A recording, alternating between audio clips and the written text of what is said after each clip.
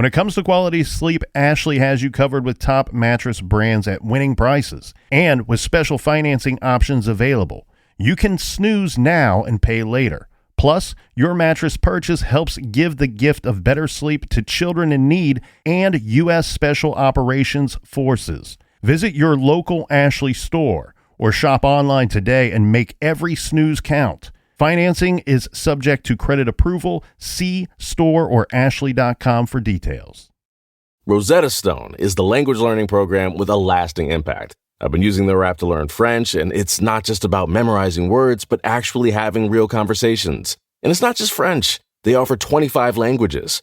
Right now, Rosetta Stone has an awesome holiday deal, 50% off their lifetime membership. Every language, unlimited access forever.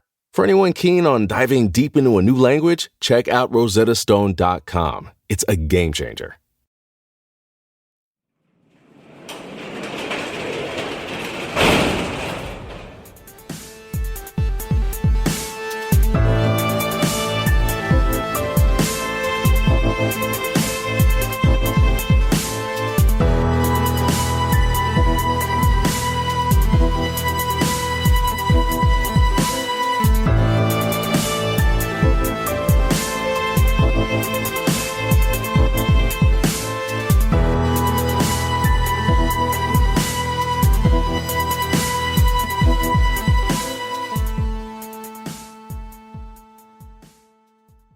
Welcome to True Crime Garage. Wherever you are, whatever you are doing, thanks for listening. I'm your host, Nick, and with me, as always, is a man that often wonders why the word abbreviated is so long. He is the Captain. Thank you. It's good to be seen, and it's good to see you. Thanks for listening.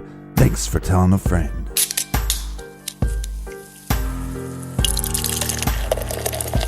Today we are drinking Good Life by Billsburg BreweryGarage Grade 4 out of 5 bottle caps. This is an IPA, and it's got everything you would want and expect from a good IPA. And for you travelers, Billsburg is in the heart of Williamsburg, surrounded in history and all that Jamestown stuff, located just off of the Colonial Parkway. And this week's beer was brought to us by, first up, a big thank you to Seal from where? Parts Unknown. Seal recommended some beers, Zombie Dust and 100 Million Angels Singing, which I'm positive we have featured that one before, but thank you for the suggestions. And a big shout out to Stephanie from Chi-Town. Next, a cheers to Bridget in Audubon, Pennsylvania. A big shout out to Valerie and John in Minneapolis. Next up, a big cheers to Sophie, and a tiny little cheers to Baby Daisy. And a big shout out to Baby Jesus. And last but not least, a shout out to Martha in Parts Unknown. Crazy how these things come full circle. And if you'd like to be in the inner circle, all it takes is a round or two of some good beers, and you can do that. You can buy us around for next week's show by going to truecrimegarage.com and click on the donate button. And they're finally here. The Be Good, Be Kind, Don't Litter t-shirts. They're on pre-order now. You can order them. You have till Friday to get one of those. Also, if you'd like to be a part of the Horse People gang, then you can also order a Horse People t-shirt, and that's at truecrimegarage.com, and click on the store page. All right, Horse People, gather around, grab a chair, grab a beer. I think they're called centaurs. Let's talk some true crime.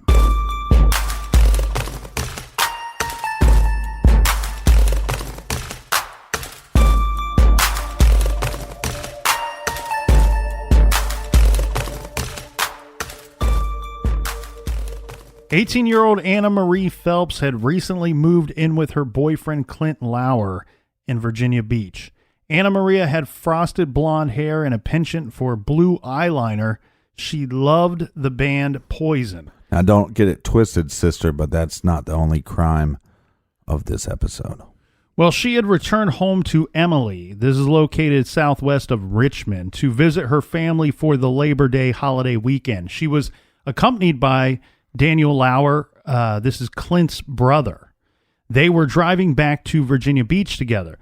Daniel was planning to move in with his brother and Anna Maria to help them with their rent and to live near the beach. Apparently, they both had jobs, this couple, but I believe they made minimum wage at the time. So paying the rent was a struggle, and the brother wanted to live near the beach. It's kind of a win-win for all involved. So Daniel had packed up his car with all of his things. They said goodbye to Anna Maria's family, who had warned them just before the two pulled off to lock their car doors and to drive safely. Now, they left about 11:15 p.m. on Labor Day, Monday, September 4th, 1989.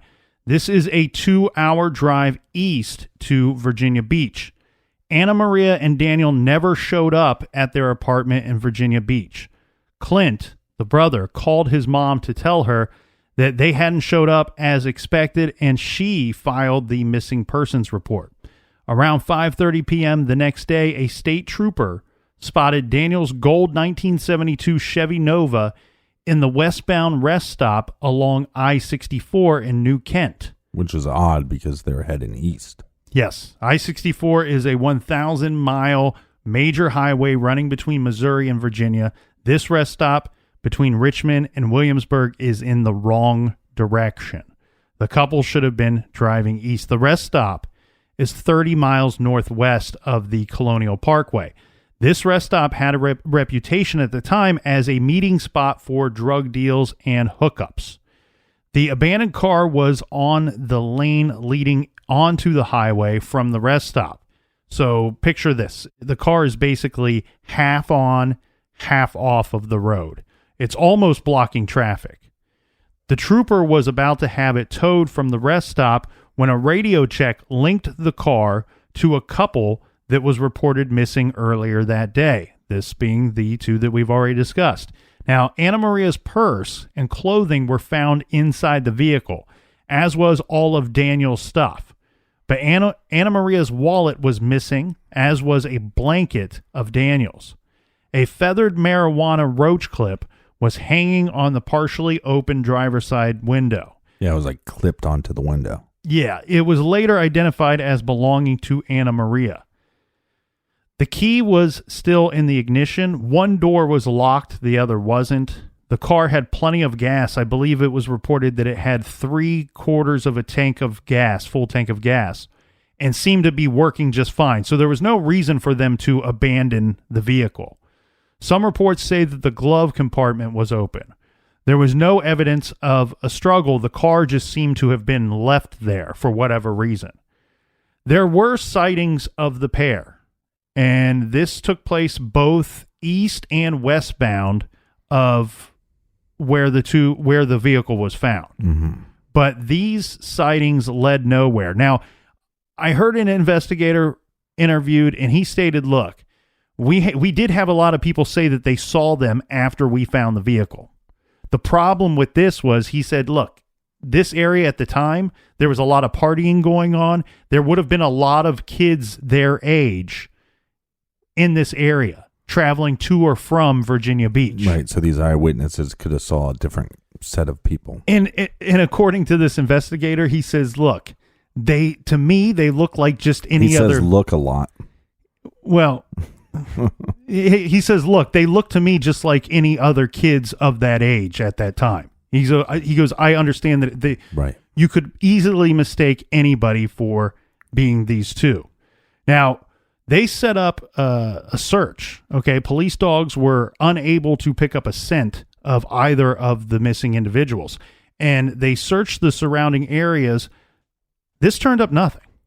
Almost immediately, investigators began drawing comparisons to the disappearance of Keith and Sandy 18 months earlier and 35 miles to the south.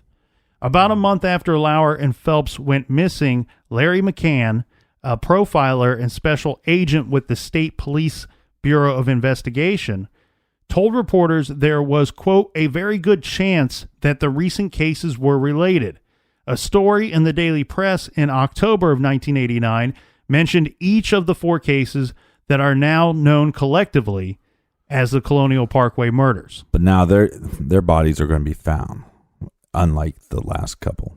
Well, the issue here, Captain, is it's not until October 19th. This is when the bodies are found by hunters walking along an old secluded logging road, found the 2 sets of human skeletal remains in a wooded area. This is about a 1/4 mile off of Courthouse Road, barely a mile north of the exit off of I-64. The bodies lay side by side, and they were covered by a blanket later identified as the one that was missing from the car. Anna Maria's locket necklace was lying on the trail. Whether she had left it there as some kind of signal, some kind of, breadcrumb, or the killer had dumped it there, we don't know. The interesting thing here, though, is, Captain, while the locket was found on the trail, the necklace itself was never found. And because there was so much time that passed, their bodies are going to be pretty badly decomposed. Yeah, we're looking at a period of, 45 days? So these remains were found about a mile from the rest area where the car was found. State police sent 4 crime scene techs and 2 medical examiners to this scene. It was pouring rain all day long, so the local fire department pitched in and helped out. They put up a canopy above the bones, and they brought in a generator to power electric lights used in the search. It was very muddy that day. One trooper slipped in a hole and sank up to his knees, and the crime scene specialist painstakingly dug and sifted through it until they found everything that they believe was left there, including the victim's fingernails. They used several kinds of metal detectors that day and chemicals to detect blood stains on the bushes. Signs were found to suggest that the murder site might have been at the intersection of the logging road and the dirt lane, meaning that where they found the car is not where they were killed. More likely where the bodies were found is very close to where it's believed that they had been killed. The victim's car had weeds up underneath of it that matched those at the believed murder scene.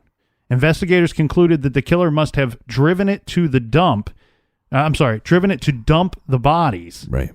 And then had parked it in the rest area going the wrong direction from where the 2 victims were heading. Strangely, Anna Maria was found wearing Daniel's socks and shoes. So this is very weird, right? Mm-hmm. They're partially stripped, but she's wearing his socks and shoes. One investigator had always wondered that several of the victims being found without their shoes on, if that was some kind of form of control.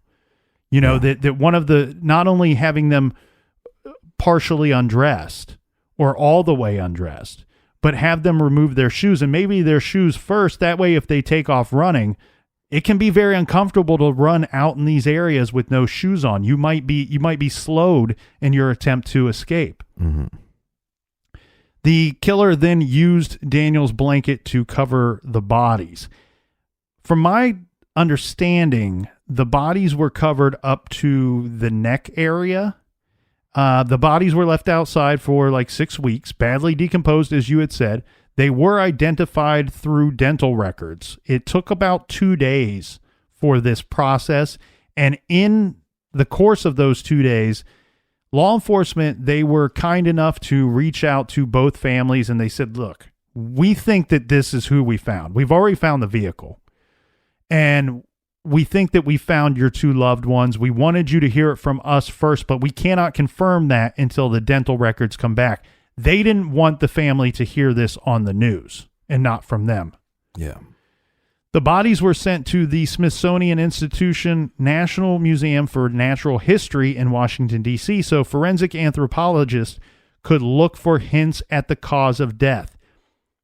The best they could do was to identify a nick in one of Anna Maria's finger bones, potentially a defensive wound from a knife attack. Mm-hmm. Once the bodies were recovered, it was undeniable in the minds of many people that Virginia had a serial killer on the loose. The FBI and the state police held a joint press conference in July of 1990 declaring that there was a possibility that the cases were all connected, all related, and asking the public for help.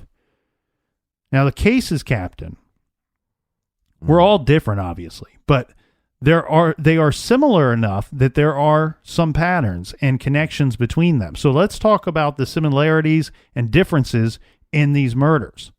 So first we have all 4 were couples, or at least appeared to be couples. We know that Becky and Kathy were dating. We don't know whether they were targeted because they were a same-sex couple or not, but it is possible that the killer didn't realize that until he had already begun his attack. It was very dark along the parkway at night. Kathy and Becky were inside a dark car, presumably. The killer, looking to prey on couples, may have assumed that they were in fact man and woman.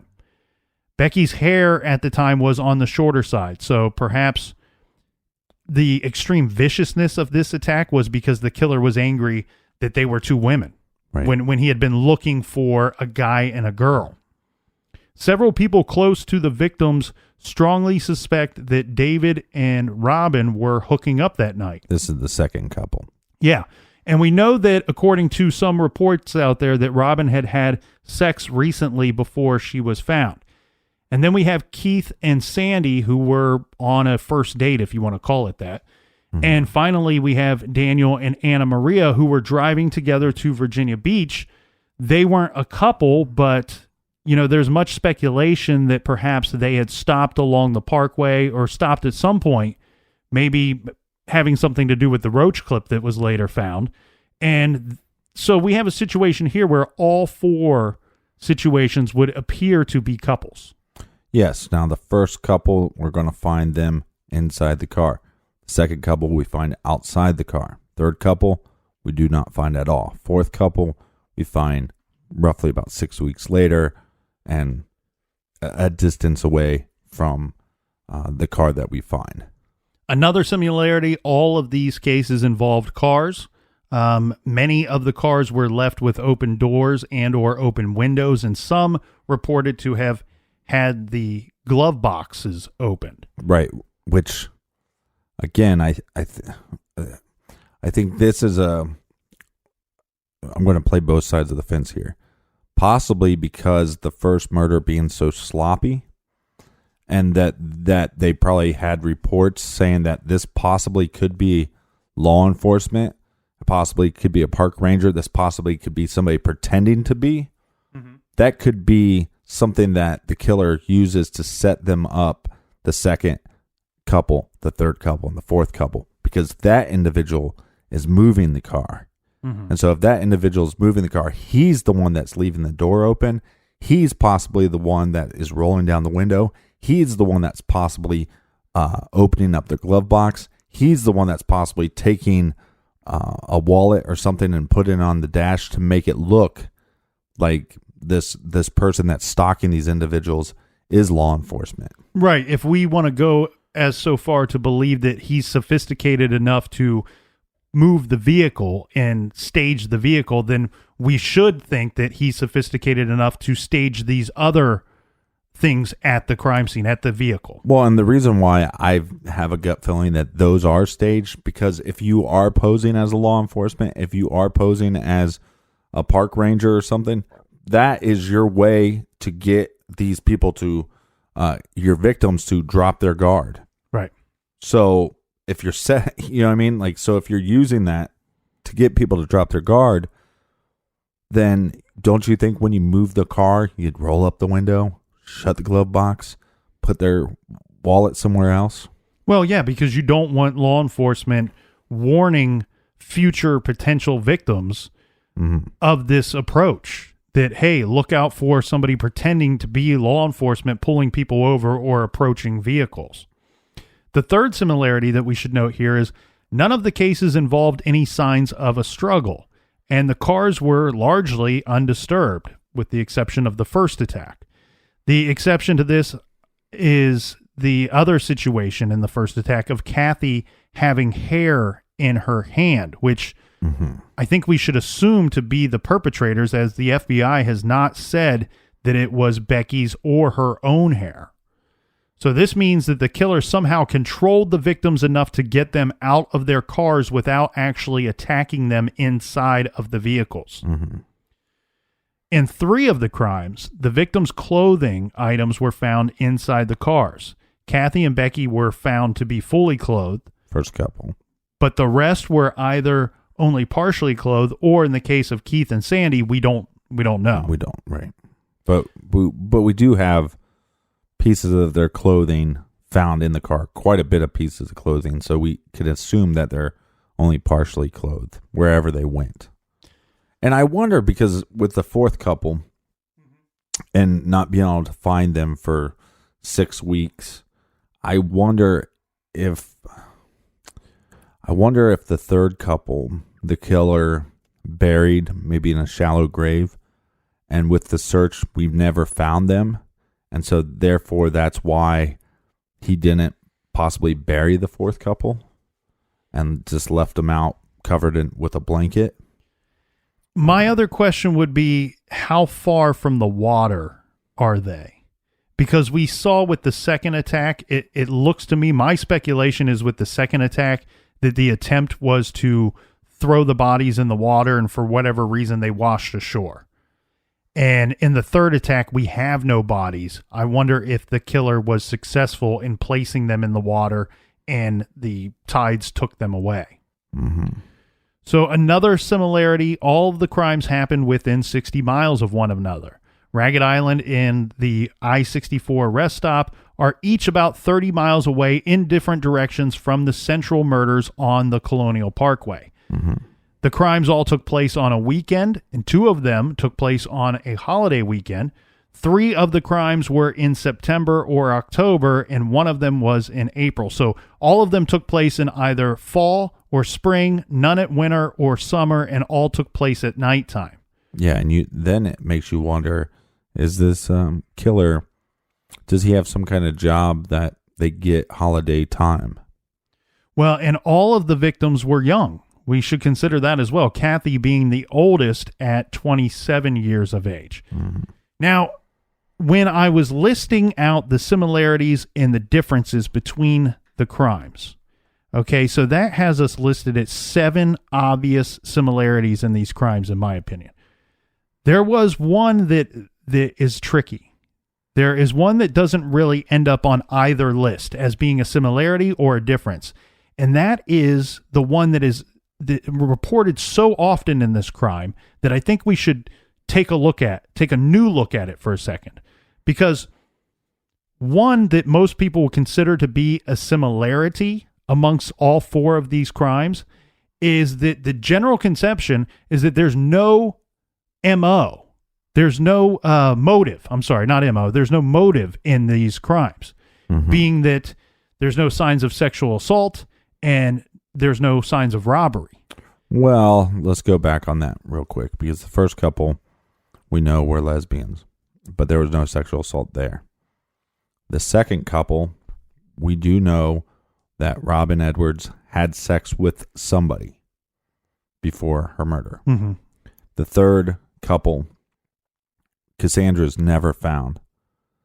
So we don't know if there was a sexual assault attempted or not. And then the fourth couple, we got such bad decomposition that we can't even tell if there was a sexual assault or not. So we can't rule that out as a possible motive. No, we absolutely can't. And that's why I don't think you can put that as a similarity, saying that there's no obvious motive in either one of these situations. When you do a little further digging here, let's talk about the case of Robin and David. Okay, the reports are that we know, what the reports usually say is, we know that Robin had sex shortly before she was killed. Mm-hmm. And when they say shortly, who knows exactly what that means? Okay, as far as timeline goes. Let's just say that means within a few hours. Well, I don't even need to speculate, because one thing that I found was we have an investigator. Now, he's going off of memory, but he worked that case. And going off of memory, when asked about the situation of Robin having had sex beforehand and wondering if that was with David or could it be possibly that she was raped, he said in this interview, you know, and keep this in mind. This is hearsay. This is him recalling this maybe 25 years after the case, after he investigated it. But he says, due to his recollection, they were working under the assumption that Robin was raped and potentially sodomized as well. Mm-hmm. So that creates one big giant motive in that particular case. Then we have another situation with Anna Maria and Daniel. This is the fourth couple. Correct. And one thing that is often not reported in this situation is Daniel had gotten paid about $800 over the course of that weekend. It's believed that when they took off for that trip back to that apartment, that he had the $800 cash on him. This was never recovered from the vehicle or from his belongings. So we have a potential that there might have been motive for robbery in this particular case. Yeah, or it's just such an amount that the killer just, I'm here, might as well take it.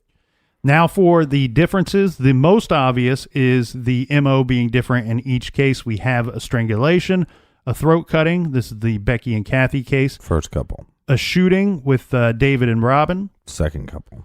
A suspected stabbing in Anna Maria and Daniel. That's the fourth couple. And an unknown disappearance of Keith and Sandy.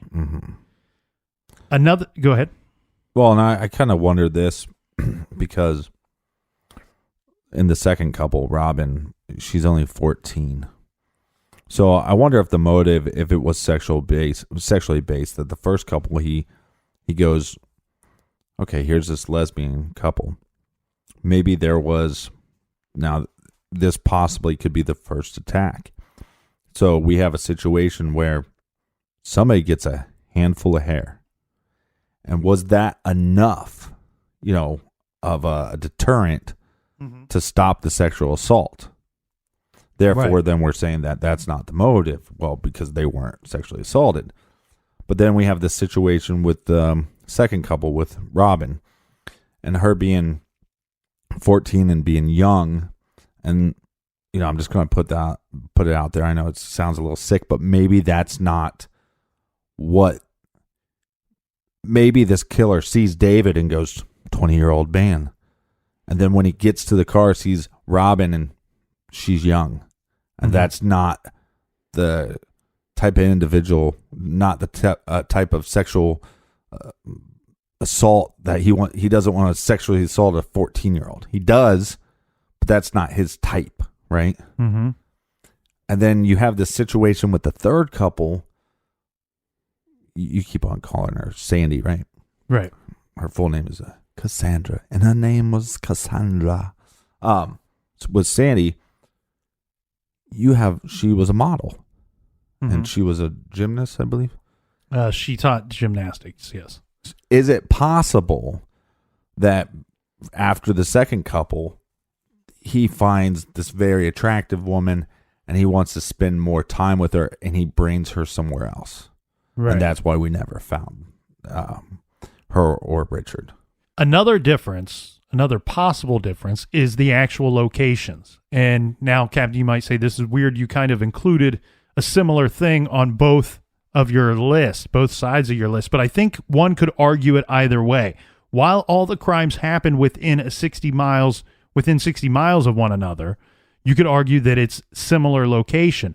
However, you could make the argument that, look, two of the cars were found on the Parkway. One is found on I-64 and the other on Ragged Island, where they're all within 60 miles of one another, but could be considered much different locations. But 60 miles is not a huge radius for a killer to stalk the prey.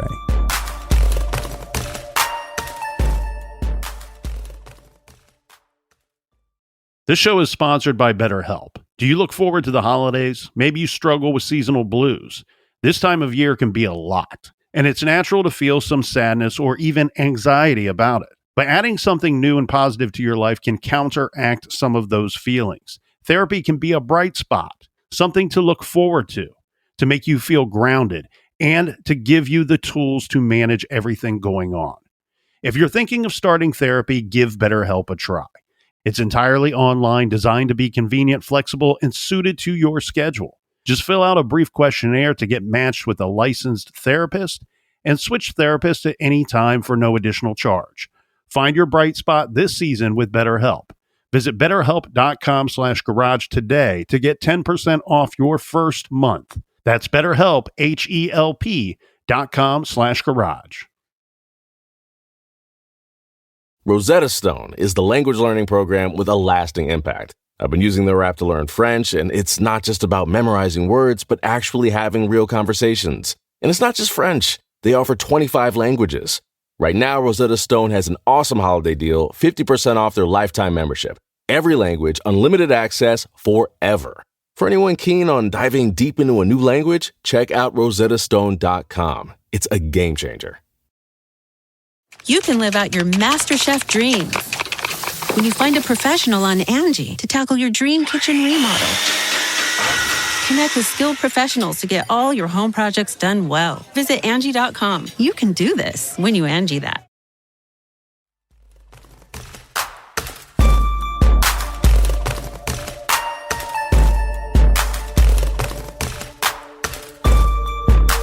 All right, we're back. Cheers, everybody. I'm just excited that I'm not a Captain Soup Nose.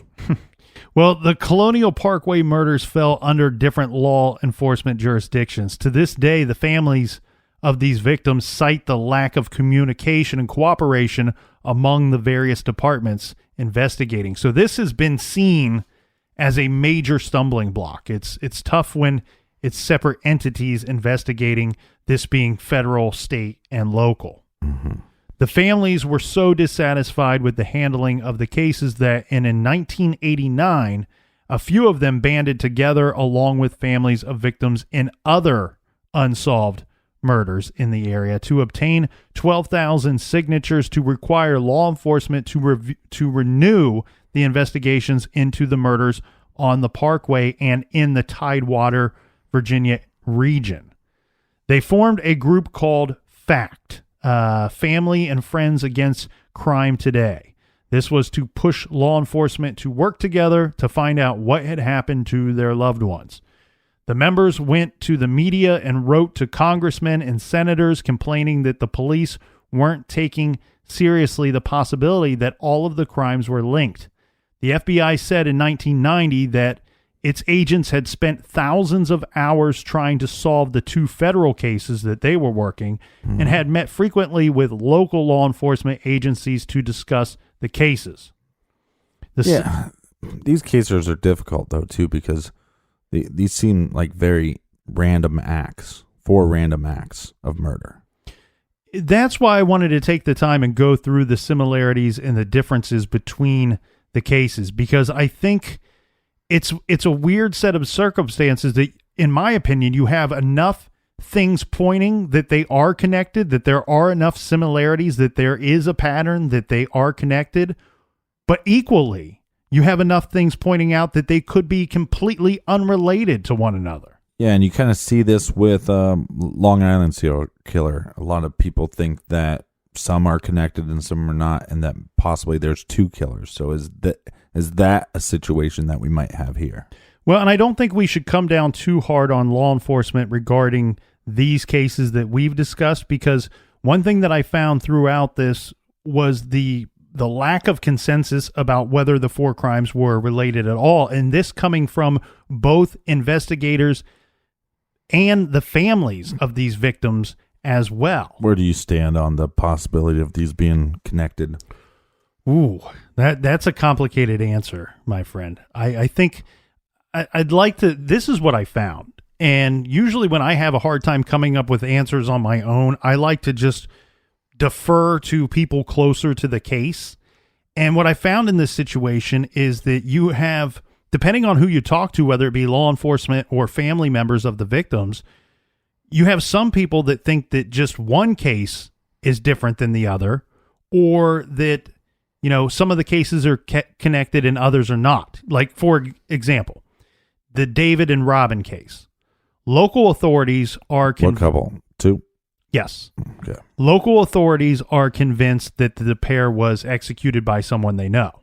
Mm-hmm. So, and then other people think that the 3 cases in which involved the heterosexual couples, that they are all linked, but Kathy and Becky's, the first couple, the lesbian couple, that their violent killing seemed more personable. So it's not, you know, that they possibly were targeted and are not linked to the other cases. Right, because their claim is that normally when somebody tries to burn the body, that's normally a sign that they knew the individual. Here's the other thing, and this is really interesting, and this thought seems to be shared by families and law enforcement. Mm-hmm. They note that several of the victims should have been nowhere near the place where they were found. Okay? I think that's important. With the exception of the first couple, it's believed that the other 3 cases, that those people would have been nowhere near where they were eventually found. So some law enforcement officials believe that maybe the parkway and rest stops are just dumping grounds for different killers, and that there's actually no connection at all. The FBI in charge, an FBI agent in charge of the case in the late 80s and early 90s, his name's Robert Meadows, said the problem was that none of them knew what to look for. He stated, quote, "If you think about it, which is worse, a serial killer or 4 separate killers?" Sorry, I said serial. She thought I said my whole story went away. Well, Damn, I love that quote too. Robert Meadows said the problem was that none of them were sure what to look for, stating, quote, "If you think about it, which is worse, a serial killer or 4 separate killers running around out there, and we don't know who any of them are." right. And so this is very similar to the Texas killing fields, possibly, where it's just a dumping ground. Exactly. The tough thing here, though, is that you're now dumping not only couples, but you're dumping their vehicle as well. And that becomes a different problem. And so in 3 of the cases, you're dumping or possibly dumping a vehicle. Correct. Which makes it very similar. Again, look, if there's 3 random sets of bodies dumped somewhere along this area, that makes a little more sense. Once you throw in the car scenario, that's a lot more time and effort. Somebody's going to have to get somebody to pick them up, or we would at least seen some eyewitnesses that said, hey, the night that these people went missing, we saw this guy walking on the side of the road, or whatever it was. Here's the thought, though, too. Is it such a big deal that they're not working together? That the law enforcement agencies aren't working together? Here's my thought, meaning whether they're related or not, as long as they're being worked, if in fact it turns out that it is the work of one serial killer, then if you solve one, likely you should solve some of the others or all of them, right?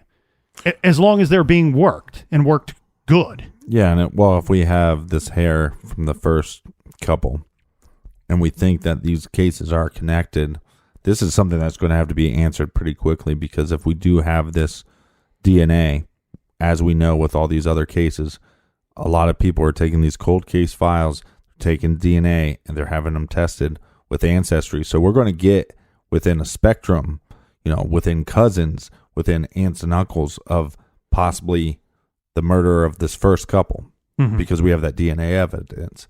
Now you're going to have to figure out, does this individual have alibis for those other couples?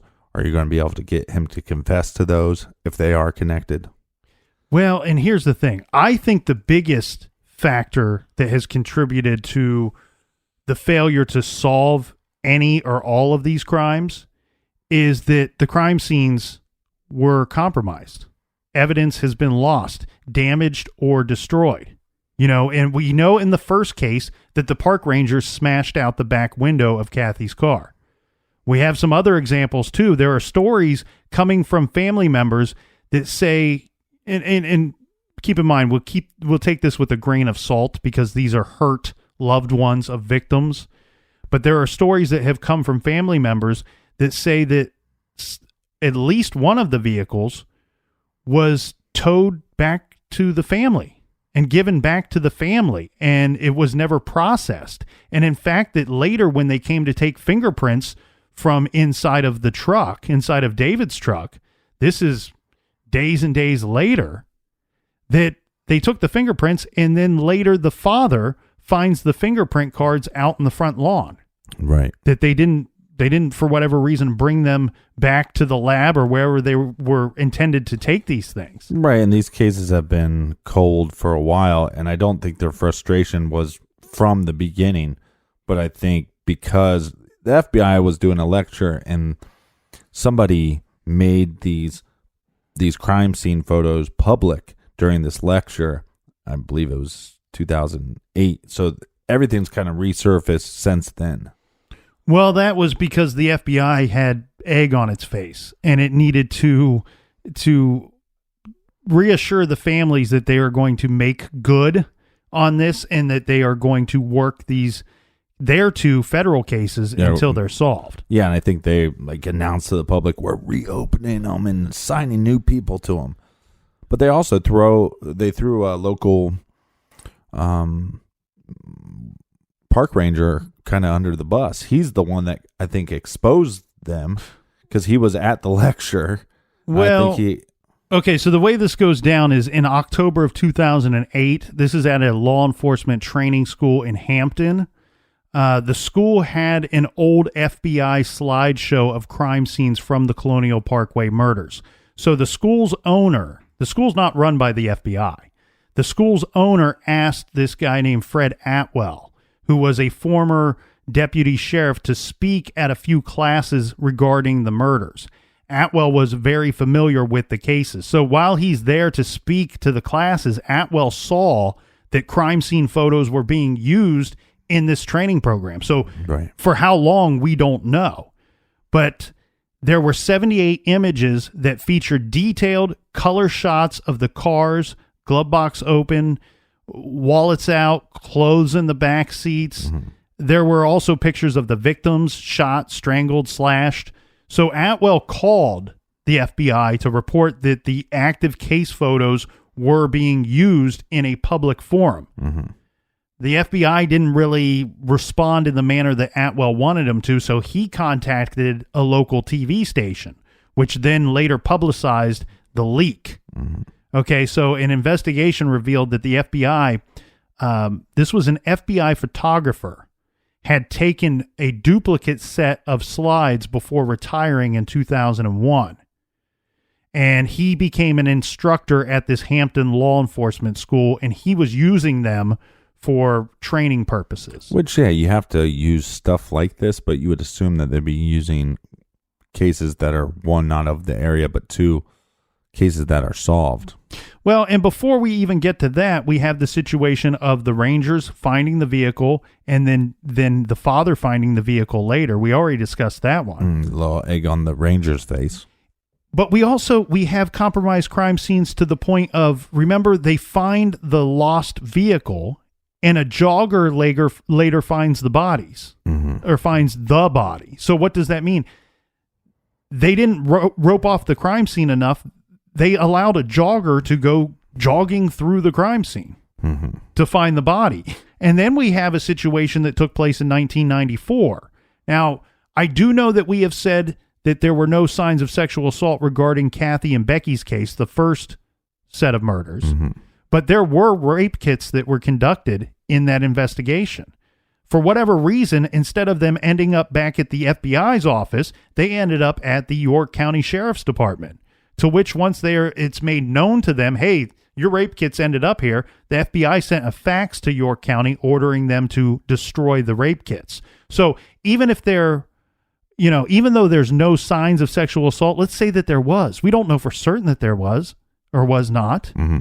All these years later, maybe that could have led to something. Maybe we could have gained some evidence from those old rape kits. So the first couple is murdered in 86. Second couple in 87, third couple 88, then the last couple or the fourth couple in 89. So everybody thought that's when it stopped.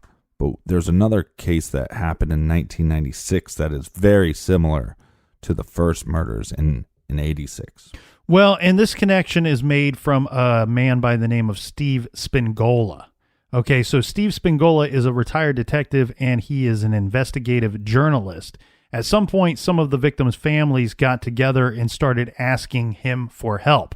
And he came to some interesting conclusions. He wrote a magazine article titled Predators on the Parkway, summarizing his findings in his investigation. Among these things, he revealed that cigarette butts were found at the first murder scene, and that the rope used in the first murders, the rope that was found on the victim's neck, tested positive for brine or for seawater. He also revealed that they had found a note in Anna Maria Phelps' handwriting, indicating that she had planned to meet someone in a blue van at the rest stop.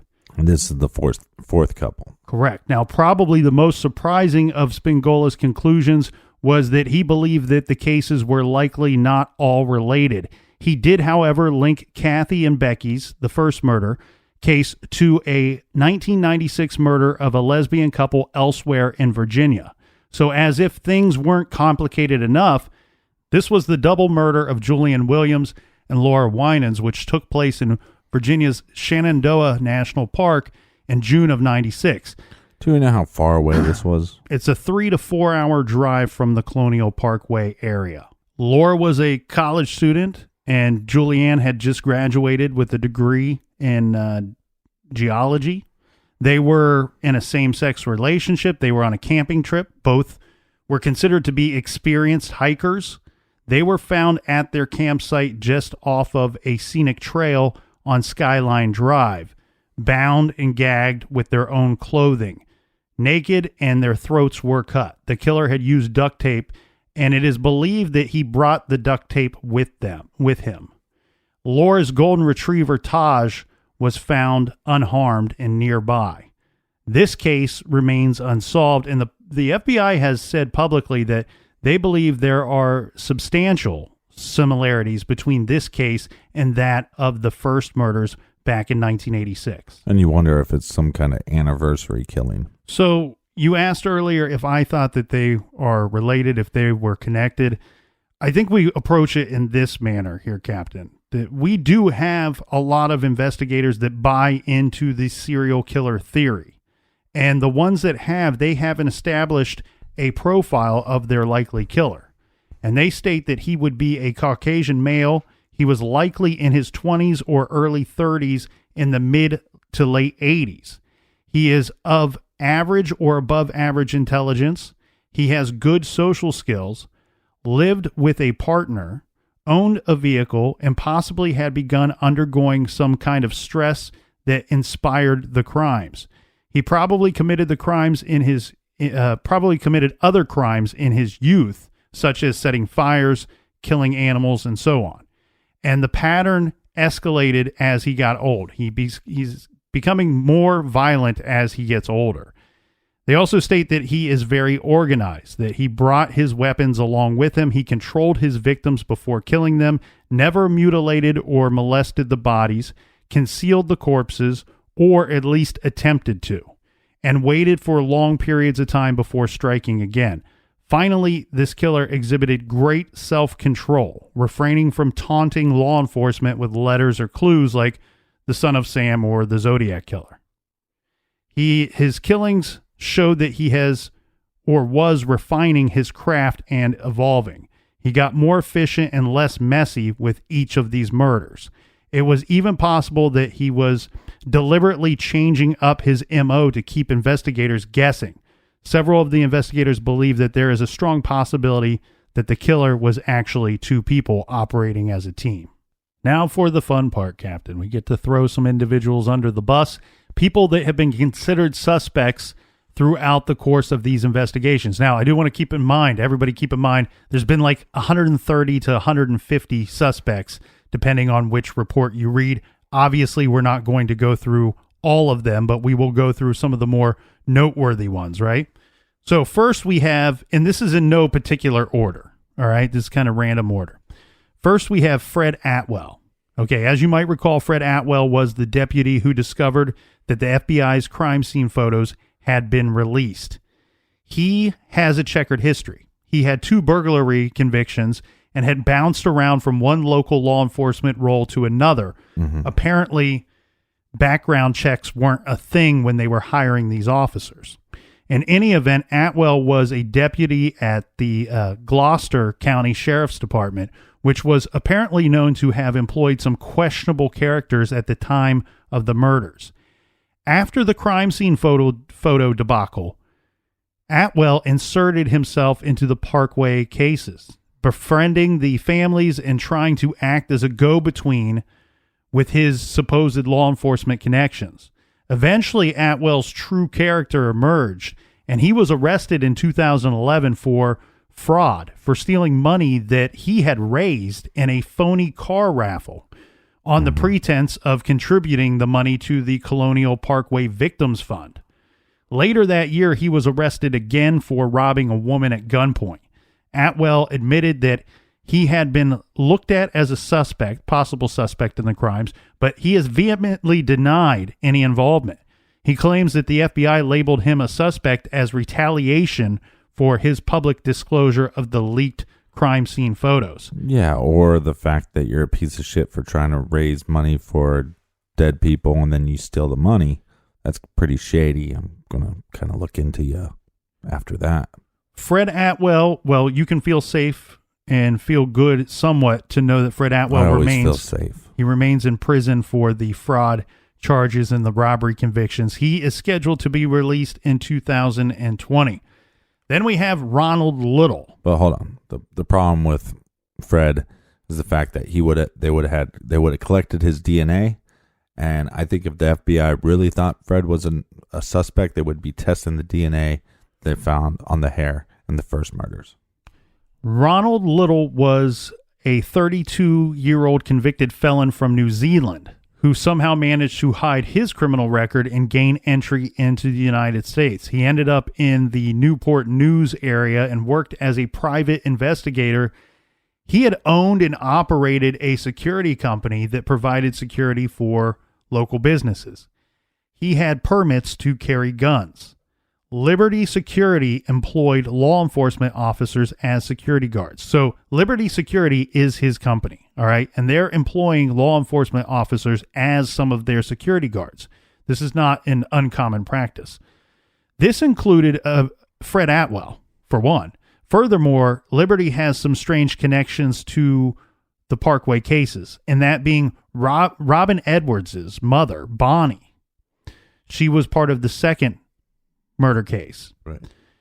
She worked at Liberty Security at one point, and I believe she worked there at the time of the murders. Terry Haley, this is Sandy's sister, dated a man named Steve Blackman who worked at Liberty Security. We will talk more about Steve in a little bit. But in 1988, Ron Little sent out letters to congressmen and local politicians and the media saying that he was being railroaded by the FBI for the Parkway cases. Specifically, he stated that he was being targeted as a suspect in the killings of Robin Edwards and David Knobling. He also said that the FBI had looked at him for the Keith and Sandy disappearance. Now, the weird thing about this is he's sending out all these letters. According to law enforcement and according to the FBI, they never had looked at this guy. They didn't know what he was talking about. Maybe he wanted to be looked at. Take a peek. Well, take a peek behind the curtain. The officials denied that he was a suspect in any of the crimes, but Little was taken into custody in May of 1989. Or you also wonder. Wait, okay, hold on. Before you get to the next one, you also wonder, was somebody just messing with him, like calling him? Oh yeah, you know, like, this is the FBI. Where were you son of a bitch? Well, that's interesting that you bring that up. I never thought about that, but knowing what I know about this individual, it's likely that he had enemies. Mm-hmm. You know, somebody might wanted to have messed with him. We do have to keep in mind, though, he was eventually arrested, and this was in May of 1989, so he could not be responsible for Anna Maria and Daniel's killing. Okay, right. He was not out walking around by the time the fourth case went down. Again, I assume that if the FBI thinks that you're a suspect in this case, they're testing your DNA. Yeah, well, this thing came about. I don't know if his DNA ever would have been tested because he wasn't arrested in the traditional sense. Remember, he was from New Zealand. And he checked in and got into the United States by lying that he did not have a criminal background. Cheers, mates. Right. So they figure out that he's actually a criminal who got into our country, so they deported him. So they shipped him back, so to speak. And then the killing stopped. Okay, I said that we would talk about Steve Blackman. Steve Blackman is a disgraced ex-police officer who kept getting into trouble and moved around from branch to branch of various local law enforcement entities in this area of Virginia, including the Newport News PD, where he was held a position for 9 years. I know so many disgraced bankers that have been transferred from one branch to another branch. Well, he was also later employed by the Gloucester County Sheriff's Department. And according to sources who have knowledge of the situation, I found this quote very interesting, okay? They say, Blackman was a bad guy involved in drugs, underage girls, and general thuggery. Thuggery. Yeah. Blackman moonlighted as a security guard for Liberty Security. Remember, they have some ties to a couple of these murders. Right. And his buddy was Ron Little. He also dated Terry Haley. This was one of the victim's sisters. Okay. Reports are also out there that his family owned property along the James River near the parkway, meaning he was familiar with the area and had access to a home base near two of the killings. Yeah, maybe we should search his property. Blackman moved away from the area in 1989, and the Parkway killings had stopped. He ended up getting hired as a sheriff's deputy in Florence County, South Carolina in 1990. This is where he shot two men and killed them who broke into, some reports say his home, some reports say his father's home. What year was that? 1990.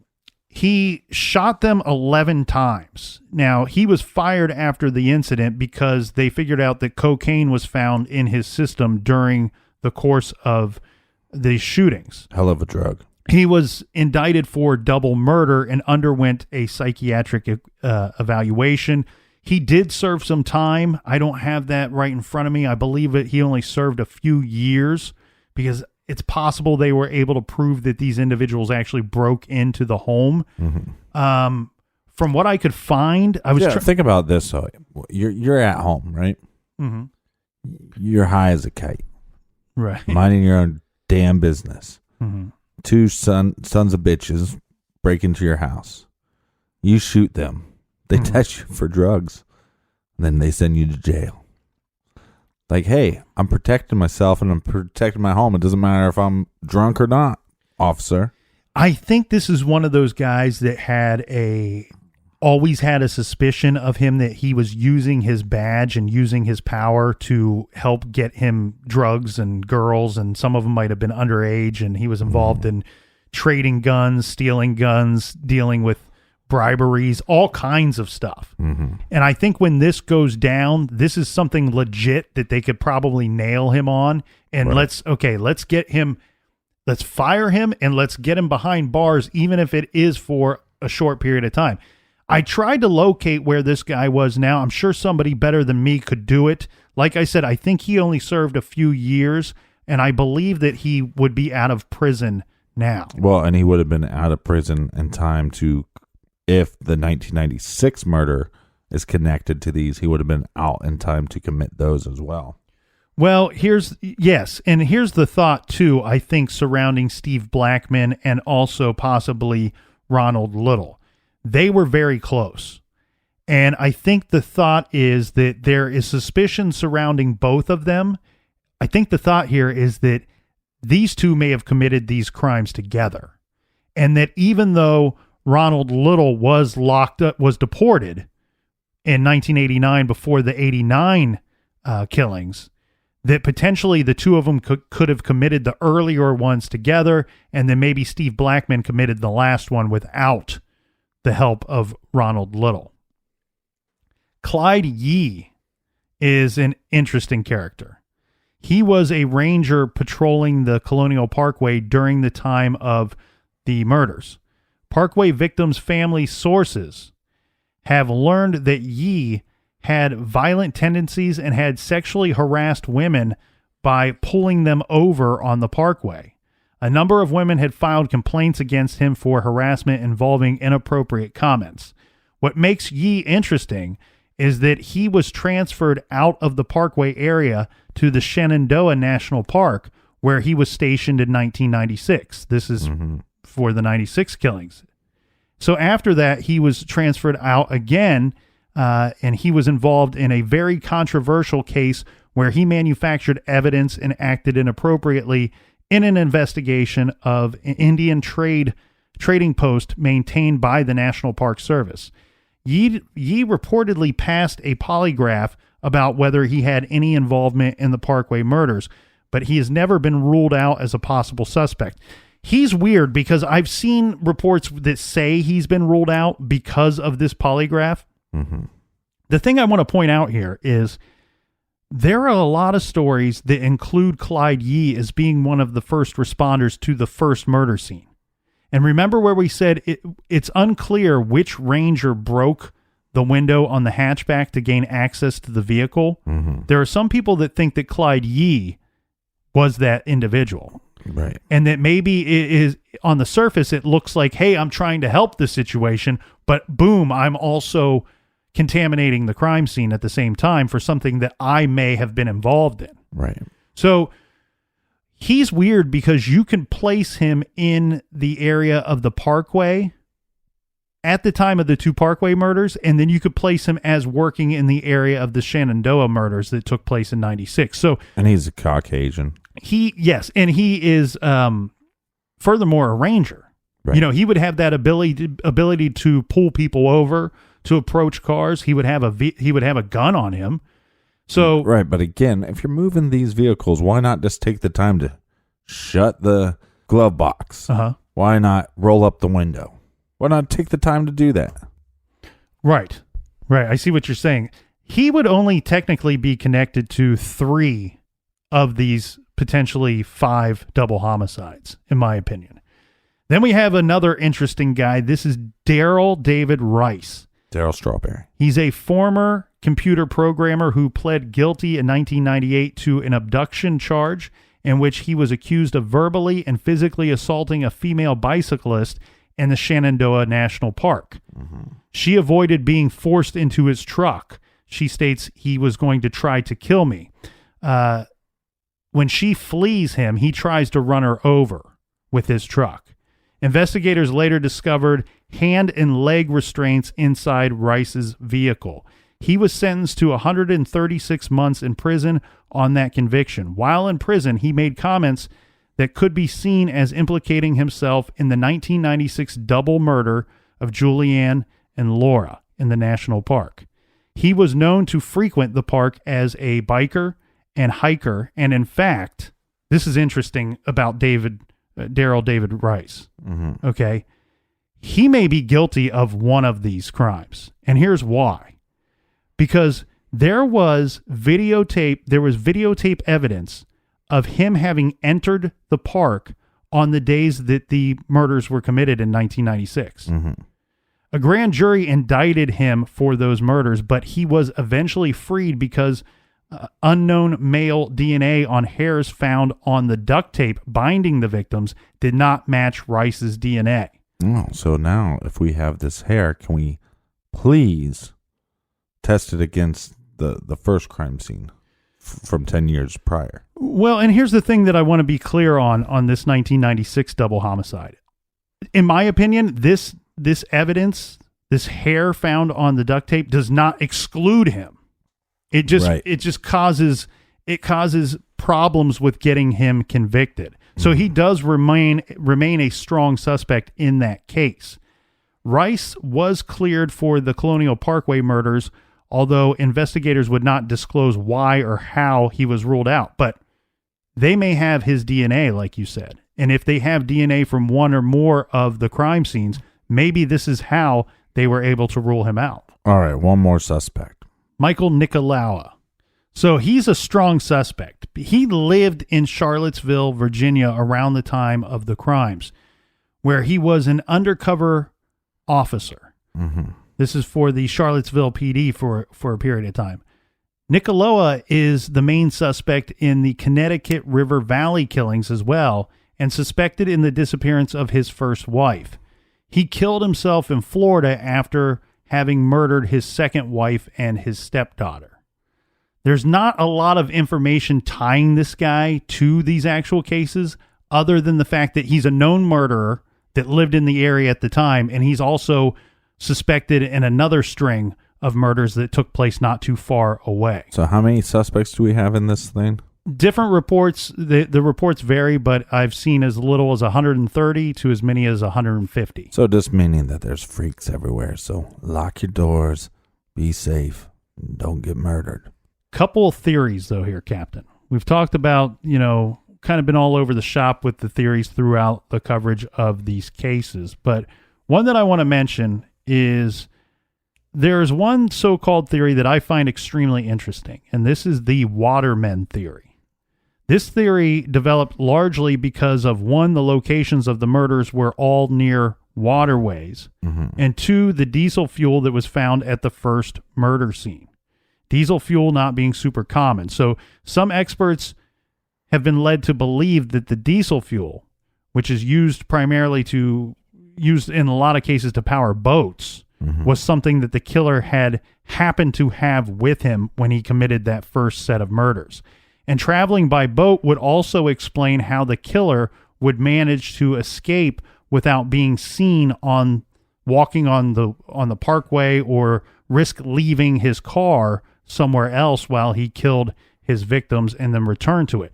This too could mean that it was two men working together traveling by boat to and from these different crime scenes. And one thing to back that up is, in the first set of murders, they were strongly looking at this waterman theory.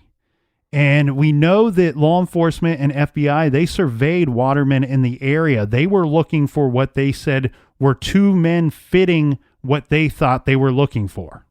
Okay? One thing that they found at the first crime scene was, they state that nautical line was found in the hair of one of the victims. Right. One of the victims was in the Navy, right? Well, she had been discharged from the Navy at that point. She was a stockbroker. So there's a couple of other theories, and this kind of revolves around the time frame of these murders, okay, and the times of when these crimes took place. And the thought being that it could be a federal employee, because we have murders that took place 2 on the weekend and 2 right before or just after a long holiday weekend. Somebody that would have been working in the area and would not have had their time accounted for during the course of those 4 murders. For you to believe this theory, then you have to believe that the 96 double homicide in the park was not related or linked to the first 4 double homicide cases. And why do you have to believe that? Well, I guess that you don't have to believe it. I'm just going off of the theory here is that it was a federal employee based off of the dates, the likely dates of when these first 4 homicides, double homicides, were committed. Right, and that the one in 96, we don't know exactly what day they were killed on. This camping trip was quite extensive, one, and two, like I said, I guess you don't have to say that they weren't involved in the 96. Where this theory originates based off of the first 4 double homicides.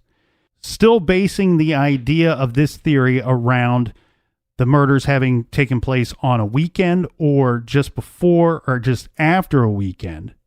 There's some thought and a theory out there that the perpetrator may have been a William and Mary college student, because all of these dates line up with the college calendar, the William and Mary college calendar, meaning the person wouldn't have been in class or wouldn't have had class the following day. The other thing, too, that's interesting about that is the first 4 murders take place within a 4-year time span, which would be, considered by many to be the average stay of an out-of-town college student. So the thought here being that a college student moves into the area, for whatever reason, kills during the course of their time at William and Mary, and then after the final killing, graduates and moves away, and either starts killing in another city at some point, or it was a pair of college students that once their time away from, was done with one another, that they stopped killing altogether. So what's your final thoughts on the Colonial Parkway murders? Super fascinating case. This is one that has always intrigued me, and I look at it a little different each time as to whether they're connected or not. I think the problem here is that they're not connected. I actually think that might be more of the issue. And I think that I don't want to say they're all separate cases. I think there's a chance that 1 or 2 or 3 of them might be somehow linked. But I think that there are cases in here that are different. And the ones that look different to me, the second double homicide, where we have the possible motive of rape of the female victim, I think that presents a whole new variable that we don't different weapon as well. Yeah, that we didn't see in the other crimes. I think that the local police theory there might be somewhat correct. And their thought is that somebody they knew got them out of the vehicle and shot them, meaning they might have been there to meet somebody. And we have David's father, who has said time and time again, look, this Ragged Island, this was a place known for teenagers to hang out and do drugs, to purchase drugs. There is some thought that maybe the two of them, hey, I pick up this girl that I barely know. Let's go out to this island. Let's party. Let's have a really good time, right? And the thought here is that maybe they made a phone call to somebody to purchase some drugs. Hey, meet me out on Ragged Island. And for whatever reason, that thing turned wrong. And there's one individual in particular, and the police haven't really released a lot of information on this individual because this is speculation. But there is a guy that they refer to as drug dealer and rapist Washington. Okay, they think that he is a possible very strong suspect in that second double homicide. He somehow knew the female victim, and there was rumor that he had told somebody that he wanted to rape her, and he might wanted to rape and kill her. There was a witness that led law enforcement to this guy that we only know as, quote, drug dealer and rapist Washington. But the local police theory is that this Washington guy shows up on Ragged Island to sell them drugs. And when he's there, he decides he's going to rape the victim. And it turns into a situation where he has to shoot the female victim and the male victim execution style. Okay, so it's interesting that there is a strong suspect there. Now, the witness that led local police to this guy, conveniently for this Washington guy, this eyewitness is no longer around. He's dead. Mm-hmm. And then we have a situation where with the fourth homicide, the fourth double homicide, there was a suspect in this case, and his name is Joseph Godsey. Joseph Godsey knew the male victim and may have known the female victim, but it's believed that Godsey knew that the male victim would have $800 cash on him at that time, and that Godsey had somehow either intercepted these two individuals that were traveling or had met up with them at the rest stop, took them out into the woods and killed them there, and then dumped the car near the rest stop. So I think we have a situation here where a couple of these cases might not, in fact, be linked. And I think that the argument and the squabble of them having been linked or not being linked back and forth, I think that has been a major stumbling block in these cases. Yeah, and I think the interesting thing in all these cases that the reason why people link them so much, and it's hard to not want to link them, is because it always seems like it's like a traffic stop. Mm-hmm. Their cars are always left in some disarray of a traffic stop. Yeah, and I think with this one, maybe if one of these are solved soon, I wouldn't be surprised. Don't jump to the conclusion that if one case out of this series is solved soon, that the rest are going to follow right behind it.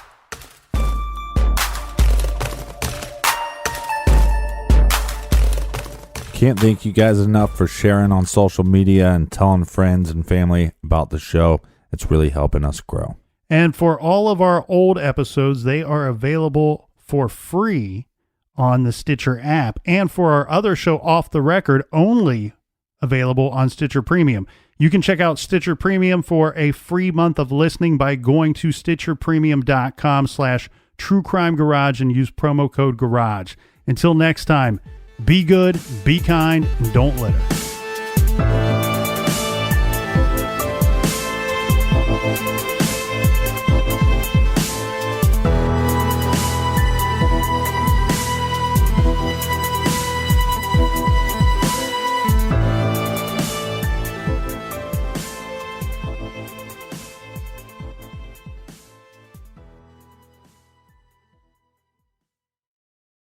You can start your day off right when you find a professional on Angie to get your plumbing right first. Connect with skilled professionals to get all your home projects done well. Visit Angie.com. You can do this when you Angie that.